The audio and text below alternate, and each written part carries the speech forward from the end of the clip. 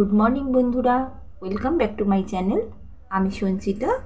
আমার চ্যানেলে তোমাদের অনেক অনেক ওয়েলকাম জানিয়ে আজকের ভিডিওটা আমার শুরু করছি।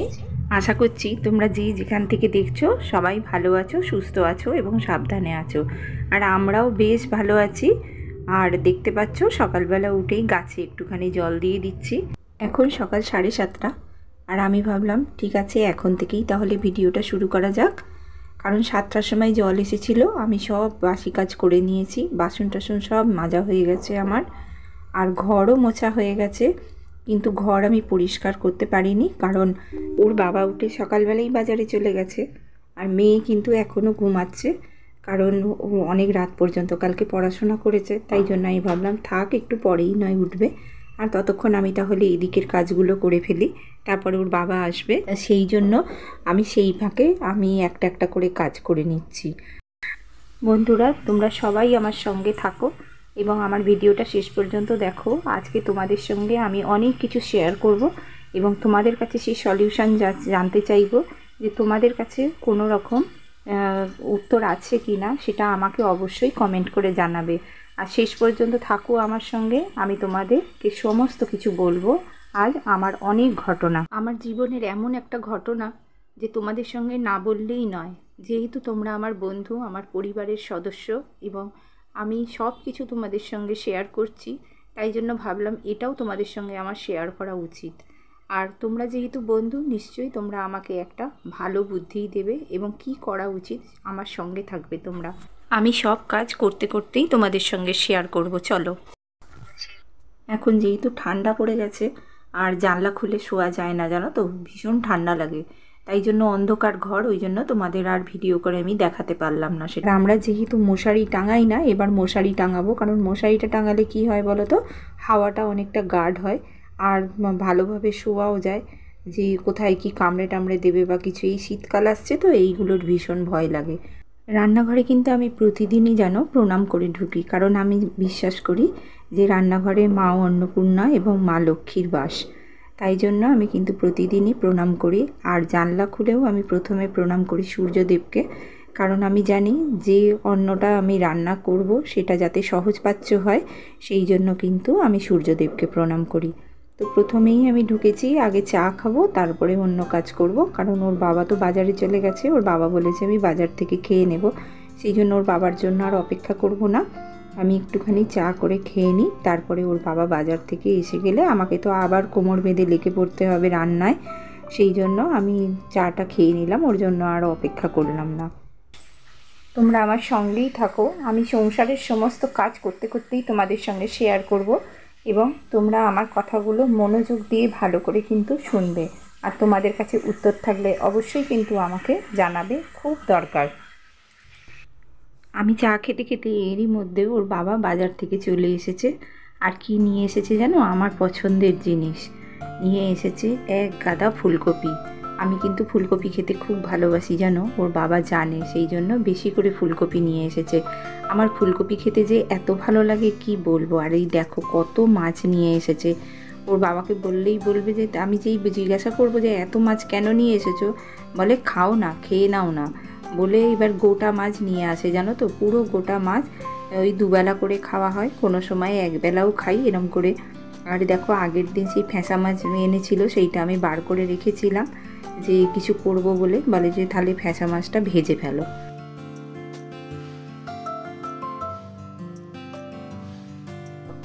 ওর বাবার এত মাছ নিয়ে আসা, এত কিছু দেখলে না আমার বাবার কথা ভীষণ মনে পড়ে। কারণ আমি দেখি ওর বাবার সঙ্গে আমার বাবার অনেক মিল আছে, যে আমার বাবাও ঠিক এত এত মাছ নিয়ে আসতো। আর আমাদের সবাইকে মানে মা রান্না করে দিতেন, মা সবার জন্য জোগাড় করতো। আর আমার বাবাও ভীষণ সুন্দর রান্না করতো। কিন্তু সেই মায়ের আজ আমার যা পরিণতি দেখলে আমাদের কষ্টে বুকটা ফেটে যায়। কারণ মা এত কষ্ট করেছে, সারা জীবন এত কষ্ট করেছে। বাবার খুব অল্প ইনকাম ছিল আমার, যখন আমার বাবা চাকরি করতো না তখন। সেই দিন থেকে আর আজ পর্যন্ত আমার মা পুরো সংসারটাকে দাঁড় করিয়েছে।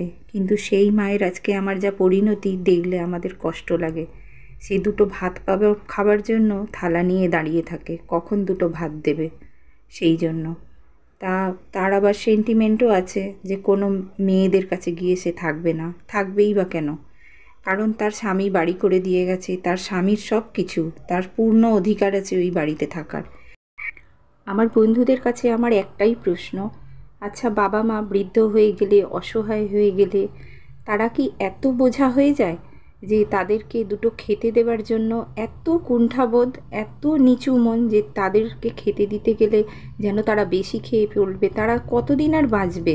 আর তারা এখন অসহায় হয়ে গেছে বলে সমস্ত ছেলেপুলেরা, আমি বলছি না সব ছেলে মেয়েরা খারাপ, তবু বলছি যে এই দিনটা কি করে ভুলে যায় যে বাবা মা এত যত্নে বড় করে, লালন পালন করে, তাদের মুখ থেকে কেটে খাবার দেয় সন্তানদের বড় করার জন্য, সেই দিনগুলো কি করে ভুলে যায় বলো তো ছেলেমেয়েরা? কারোরই একদিন একভাবে থাকে না, জানো তো, তাদেরও তো ঘরে সন্তান আছে।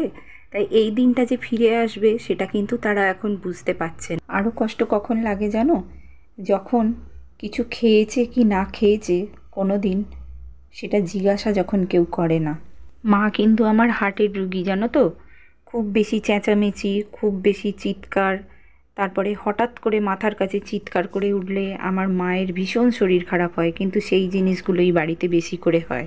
আর এর জন্য যদি কোনো দিন আমার মায়ের কিছু হয়ে যায় তাহলে আমার কি করা উচিত? তোমাদের কাছে আমার প্রশ্ন রইল, উত্তর অবশ্যই তোমরা দেবে আমাকে। আমি জানি আমার বন্ধুরা তোমরা আমার সঙ্গেই আছো এবং আমাকে উত্তর দেবার জন্য তোমরা অবশ্যই আমাকে কমেন্ট করবে।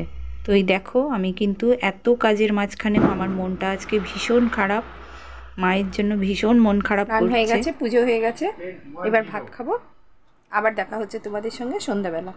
গুড ইভিনিং বন্ধুরা, আমি চলে এসেছি এখন সন্ধ্যেবেলা রান্নাঘরে। এখন একটুখানি চা করে খাবো আগে, তারপরে রাত্রিরে রান্না বসাবো।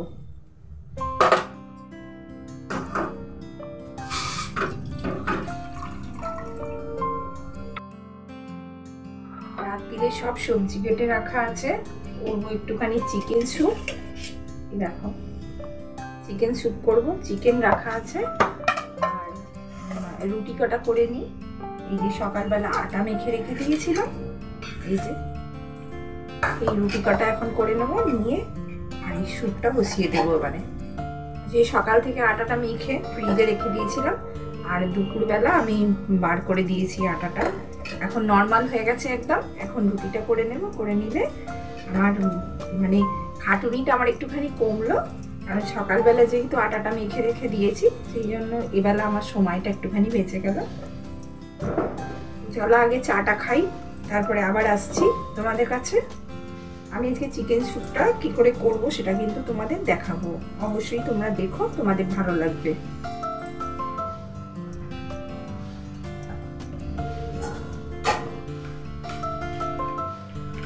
ঠাকুরকে খেতে দিই যে মিছরিগুলো, সেইগুলো আমি রেখে দিই, সেগুলো ফেলে দেবো কেন বলো, সেগুলো আমি নিজে চা করে খেয়ে নিই। ওর বাবা তো চায়ে চিনি খায় না, আর তাছাড়া ওর বাবা এখন নেইও, আমি একাই চা করে খাবো। তো মেয়ে, তাই জন্য আমরা সেই দিনগুলো ভুলতে পারি না, আর সেই দিনগুলো আমরা ভুলে যাইও না যে মা যদি না থাকতো তাহলে আজ এত বড় হতাম না। আর অন্য কেউ হয়তো ভুলে যেতে পারে, কিন্তু মেয়েরা কিন্তু কোনো দিন ভোলে না মায়ের কথা। সব সময় আমার মা একটা মানসিক যন্ত্রণা ভোগ করে।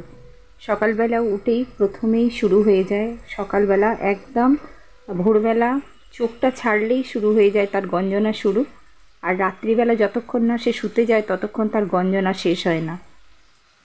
তাই এইভাবে একটা মানুষ কি বেঁচে থাকতে পারে সুস্থভাবে? তোমাদের কাছে যদি তার সলিউশন থাকে অবশ্যই বলবে আমাদের কি করা উচিত। মেয়েদের সঙ্গে কোনো সম্পর্ক রাখতে পারবে না, মেয়েদের সঙ্গে হেসে কথা বললেও সেখান থেকেও তাকে যন্ত্রণা সহ্য করতে হয়। মেয়েদের বাড়িতে গেলে বলবে পাত পেরে খেতে গেছে মেয়ের বাড়িতে। আমার বন্ধুরা, তোমরা যারা এতক্ষণ আমার সঙ্গে আছো এবং আমার ভিডিওটা দেখছো, তাদের কাছে আমার একটাই রিকোয়েস্ট, তোমাদের কাছে যদি কোনো কিছু সলিউশন থাকে আমাকে অবশ্যই কিন্তু জানাবে। আমরা এখন থেকেই বুঝতে পারছি মা আছে তাতেই আমাদের কত সম্মান ওই বাড়িতে, আর যদি মায়ের অবর্তমানে আমাদেরকে ফাঁকি দেবার প্ল্যান চলছে, তা আমরা তো এত সহজে ছেড়ে দেব না, তার আমরা শেষ পরিণতি দেখব। তা সেই জন্য তোমাদের সঙ্গে আমি সব কিছু শেয়ার করছি, আর তোমরা থাকো আমার সঙ্গে, আর আমি সব কিছু তোমাদের সঙ্গে শেয়ার করব। তোমরা আমার ভিডিওগুলো দেখো এবং দেখে তোমরা জানাবে যে আমাদের এখন কি করা উচিত। আমি জানি এই ভিডিওটা আজকে আমি ছাড়ছি, তার জন্য কিন্তু আমাকে সাফার করতে হবে অনেক কিছু, এবং থ্রেট খেতে হবে, অনেক কিছু কথা শুনতে হবে। কারণ এরা জানো তো লোকের কাছে খুব ভাবমূর্তি দেখায় আমি ভীষণ ভালো, কিন্তু আখের তা নয়। তোমাদের সঙ্গে আমার আরও অনেক কিছু শেয়ার করার আছে, তোমরা আমার ভিডিওগুলো দেখতে থাকো, আর আমি তোমাদের সঙ্গে সব কিছু শেয়ার করব। আর আমি আশাবাদী যে তোমাদের কাছ থেকে নিশ্চয়ই একটা সলিউশন পাবো, এবং তোমাদের যদি কিছু জানার থাকে তাহলে তোমরা অবশ্যই আমাকে জানাবে। একটু সময় লাগবে, আমি দেখতে পাচ্ছ আমি স্যুপটা বসাচ্ছি, আর এই মশলাটা দিয়ে একটুখানি কষিয়ে নিই, নাহলে আদাটার কাঁচা গন্ধ বেরোবে। এবার আমি জল দিয়ে দেবো। এটা কিন্তু হতে একটু সময় লাগবে, যেহেতু পেঁপে আছে, গাজর আছে, এগুলোতে কিন্তু একটু সময় লাগবে সেদ্ধ হতে। তোমরা যারা আমার ভিডিও দেখো তোমরা আমাকে জানো যে আমি সকাল থেকে কত পশু পাখি সবাইকে কত খাওয়াই, কিন্তু যখন দেখি যে নিজের ঘরেই একজন কাঁদছে তার জন্য আমি কিছু করতে পারি না, আমার কিন্তু ভীষণ কষ্ট হয় জানো। তাই জন্য কি বলো তো, এত মনের কষ্ট হয়, তোমাদের কাছে আজকে শেয়ার না করে পারলাম না। আর তোমরা আমার সঙ্গে থাকো, আমার বন্ধু, অবশ্যই তোমাদের কাছে শেয়ার না করতে পারলে আমার মনে শান্তিও হতো না। তাই আমি চাই তোমরা আমার সঙ্গে থাকো।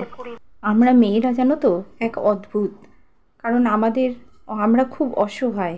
কারণ কি বলো তো, আমরা কারোর ক্ষতিও চাই না, আর কারোর কাছ থেকে আমরা তার খারাপও চাই না, আর শুধু চাই একটুখানি ভালো ব্যবহার, আর একটুখানি ভালো, যাতে সে অন্য কাউকে কষ্ট না দেয়। আর বিশেষ করে যার জন্য এই পৃথিবীর আলো দেখেছে তাকে যখন অবহেলা করে না, সেটা চোখের সামনে দেখা যায় না। আমি আরও একটা ভিডিও নিয়ে তোমাদের কাছে আসবো, তোমরা কিন্তু অবশ্যই আমার সঙ্গে থেকো। যারা আমার সঙ্গে আছো তাদের অসংখ্য ধন্যবাদ আমার ভিডিওটা দেখার জন্য।